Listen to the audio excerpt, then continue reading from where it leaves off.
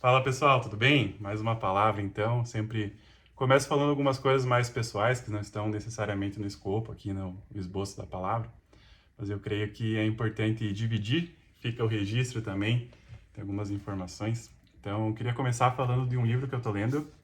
Este aqui é Uma Vida Abençoada, de Robert Morris. Então, ele fala muito sobre nós sermos generosos e como Deus trabalha com a nossa semeadura. Então, nem só pensando em dinheiro, mas pensando em tudo que naturalmente estamos semeando, vamos colher. Vamos falar um pouco sobre isso hoje também. E fica muito evidente que Deus é um Deus que ele tem princípios. Então, quando nós cumprimos princípios, nós vivemos os propósitos. Então, isso está sendo sempre uma bênção, né? Eu tenho vivido algumas coisas que eu vejo que quando você vai para o manual da vida, que é a própria palavra de Deus, ela vai nos instruir sobre todas as áreas, seja relacionamento, seja as nossas finanças, seja ministério, trabalho, enfim, tudo a gente tem este manual. E então a segunda e a principal indicação de livro é este aqui, a Bíblia Sagrada. Então fica a principal indicação sempre, qualquer livro, qualquer bibliografia que aparecer aqui como indicação, a primeira é a do nosso escritor, né? Do nosso pai, que ele vai nos ensinar, nos instruir, nos dar exemplo. Aqui na Bíblia tem exemplo do que fazer e do que não fazer também. Então fica bem atento, né, ao contexto e tudo que está colocado ali para você ser instruído na sua vida. Outra coisa que essa semana, então, nos devocionais, conversando com o Espírito Santo, mais novidades tivemos. Eu fiquei pensativo sobre tudo isso de começar o canal, começar a me expor mais, né? Porque, para quem não me conhece, eu tenho a célula, então a gente chama de clã na nossa igreja local. Já sou líder de clã, já tenho pessoas que caminham comigo, né? Eu tenho o privilégio de ser pastoreado, né, e orientado por pastores, por pessoas que estão me orientando, e também tenho a situação de orientar pessoas. E isso é muito produtivo, muito bom, então já temos um ministério em andamento. E aí eu estava com essa provocação de começar a buscar, né, novas plataformas para pregar a palavra. E eu ficava pensando e inspecionando no meu coração, será que isso está sendo para o meu ego, algo para eu me expor mais e receber algum retorno a respeito disso? E, sinceramente, não era isso que eu gostaria, né? E aí eu entendi que, justamente pensando em ofertas e sacrifícios que nós fazemos, um dos principais sacrifícios que eu preciso fazer é com a minha timidez. Então, também, se você passa por isso e tem, às vezes, alguma coisa que você já fala sobre Deus, já evangeliza as pessoas, mas ainda está com alguns ambientes que você não acessa por timidez, os tímidos não herdarão o reino dos céus. Então, fica uma dica. Eu ofertei a minha timidez, então estou me colocando em exposição para alcançar novos momentos em ministério. Lembrando que sempre toda a honra e toda a glória para o nosso Senhor Jesus. Amém? É isso aí. Então, começando a palavra, hoje a palavra é haja luz. Então, nós vamos falar da criação. Entendemos que a criação, o processo criativo do nosso universo, então do nosso planeta, ele denota muito da capacidade de Deus, então do poder de Deus, mas eu creio que você vai concordar comigo que o nosso Deus teria poder para criar o nosso planeta instantaneamente, né? Então, ele iria dizer, haja planeta ao invés de haja luz. Então, fica aí uma reflexão, por que que ele não fez dessa maneira? Eu entendo que Deus, como um pai amoroso, ele vai sempre nos dar os caminhos de como agir. Então, a gente fala aqui de manual da vida, né, através da palavra. O manual da criação, então, dos processos criativos, vem, então, a partir da criação do nosso universo. Então, Deus, ele passa por um processo que tem etapas muito definidas, e essas etapas estão escritas em Gênesis 1, e justamente nós podemos nos espelhar nesse processo criativo para a nossa vida. E aí fica bem mais fácil lidar com a ansiedade. A ansiedade é algo que permeia, né, a nossa sociedade, a nossa geração atual. É muito ansiosa, né? Então ela conta muito com coisas instantâneas, né? Então processos de retorno instantâneo. Se fala muito, né? Uma das moléculas, acho que, se salvo engano é isso, uma das moléculas mais faladas ultimamente é a dopamina, né? Então, a dopamina é algo que sempre pensa, então, em recompensa rápida, vídeos curtos, então comidas, né, que são fast food, que estão totalmente sem um valor nutricional, mas hiper saborosas, né? Então isso tudo são fontes de dopamina barata. Então a dopamina que vem de um processo de conquista, então quando você vai subir alguma de nível, né, subir no seu desempenho em alguma área da sua vida, você vai ter que passar por um processo. E esse processo ele vai te gerar felicidade, vai te gerar gratificação, né, e recompensas, mas ela é uma gratificação muito mais profunda quando você passa por um processo, né, um processo de conquista. Então isso é muito importante, muito bonito. Então por isso que Deus cria o nosso planeta em 7 dias e no 7º dia ele descansa. Engana-se quem pensa que ele precisa de descanso, né? Que ele é um Deus que vai se cansar. Na verdade, ele, na sua misericórdia, ele pensa em nós e nos ensina, então, a descansar e contemplar o que Deus já fez na nossa vida. E talvez você já esteve nessa situação, eu já estive, de querer conquistar tanto, né? Fazer tanto, chegar em tantos lugares e conquistar tantas coisas, que a gente emenda uma conquista na outra, né? Então, termina a graduação, já quer fazer uma pós-graduação e já mestrado, doutorado, enfim, ou então vai na sua área profissional, atuação no mercado de trabalho, já conquista uma coisa, quer outra.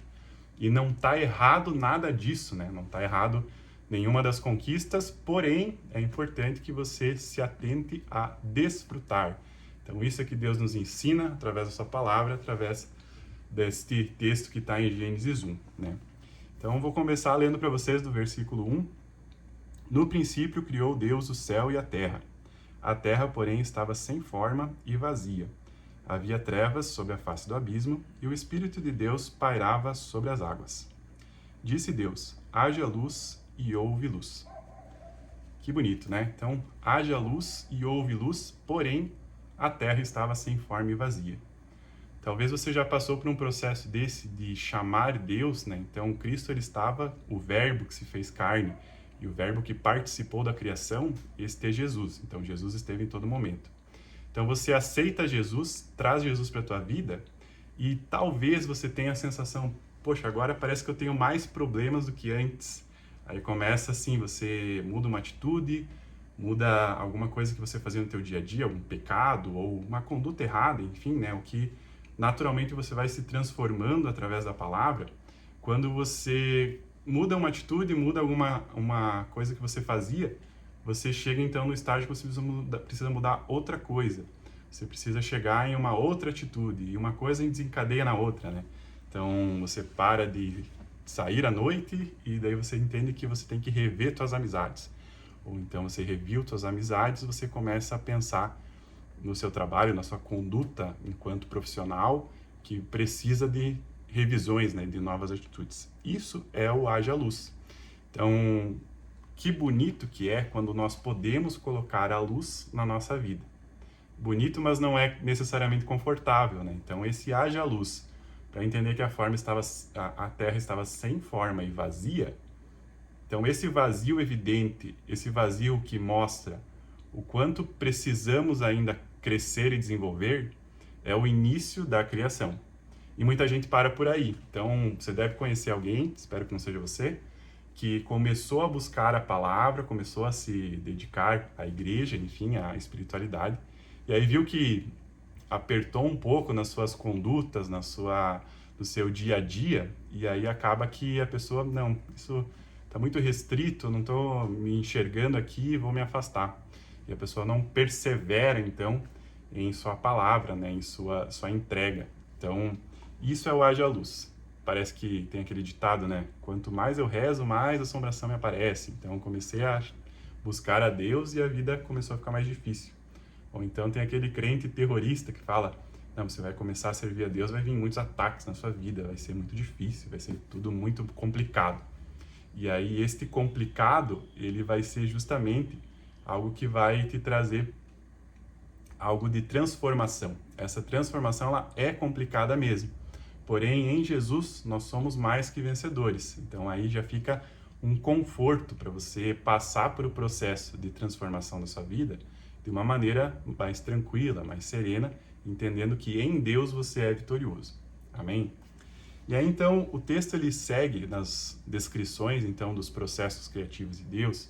Então, o firmamento, existe a separação das águas, né, as águas dos oceanos e da porção seca. Existem, então, os animais, as plantas, né, tudo isso está descrito em Gênesis 1. E o que eu gostaria de chamar a atenção a isso é que Deus faz justamente tudo com uma ordem, com uma lógica, e existe, então, a criação e o cultivo de tanto animais quanto plantas, tudo de acordo com a sua espécie. E isso Deus deixa muito enfatizado na sua palavra em Gênesis 1. Então, fala dos animais, fala das plantas. Tudo que é descrito, ele era produzido de acordo com a sua espécie. Aí a gente vai também abrir um parênteses e pensar um pouco diferente aqui. Vamos pensar Deus poderoso, que poderia realmente fazer tudo instantaneamente, ele também poderia fazer com que os animais saíssem de dentro das plantas. Parece uma viagem enorme, né? O que esse cara está falando? Mas perceba que às vezes na sua vida você tenta encontrar resultados abençoados, resultados produtivos, nobres, plantando, então, semeando atitudes totalmente contrárias. Então aí fica o exemplo do casal que começa com uma traição.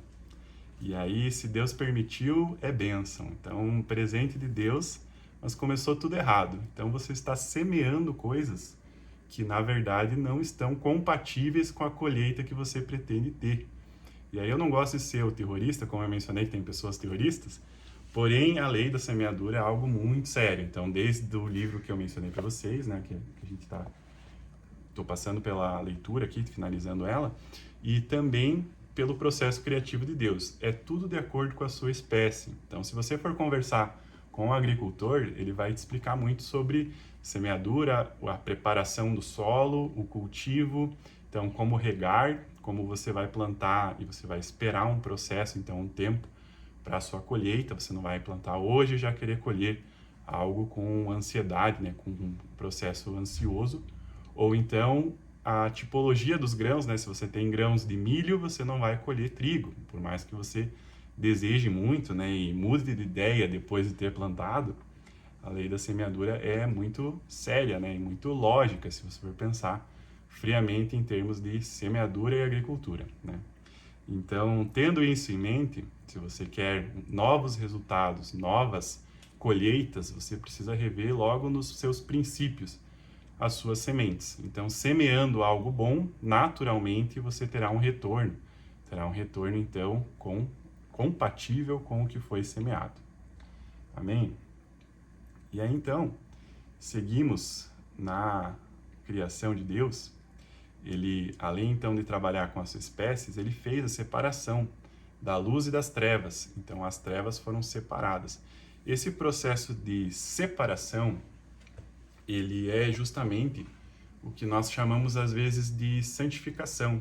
Então, a santificação, tornar-se santo, santificado, às vezes tem um peso muito grande, tem um peso no sentido de a pessoa está se santificando, está se tornando um santo, como algo até pejorativo, né? Então, esse é o santinho, ele está agora andando com a galera do cristã, ele não está mais andando conosco ali, os amigos antigos, né, começam a julgar. Então, talvez você passou por isso, as tuas amizades que talvez não fazia tanto sentido, ou que não te levavam para um lugar nobre, né, um lugar que você deveria estar, gostaria de estar, você acaba se afastando um pouco, aí vem junto com isso um julgamento. Mas um dos significados, então, da palavra santo é separado. Então, separado, fica muito evidente que existem trevas, existem momentos, conversas, pessoas que nós precisamos sim nos afastar de certo modo para justamente chegar mais próximo da vontade de Deus. Isso não quer dizer que você vai totalmente abandonar com quem você convivia e agora você realmente vive numa bolha.